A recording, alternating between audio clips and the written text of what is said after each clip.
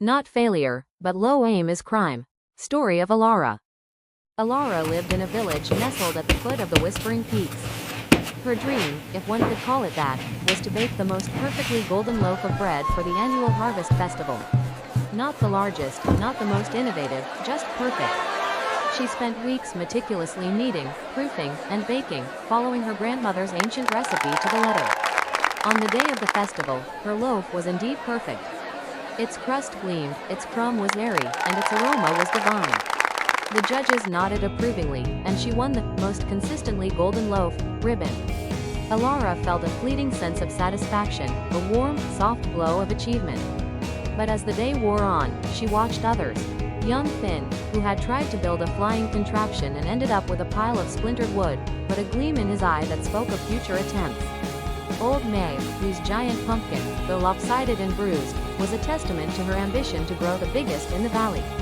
Even the village elder, who had attempted to mediate a long-standing feud between two families and, despite failing to completely resolve it, had at least opened a dialogue. Elara's perfect loaf suddenly felt small, almost insignificant. She hadn't failed, no. But her aim had been so low, so safe. She had achieved her goal, yes, but what had she truly gained?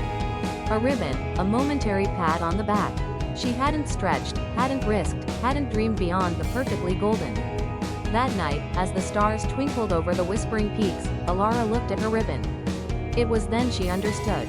It wasn't the failure of Finn's contraption or Maeve's lopsided pumpkin that mattered.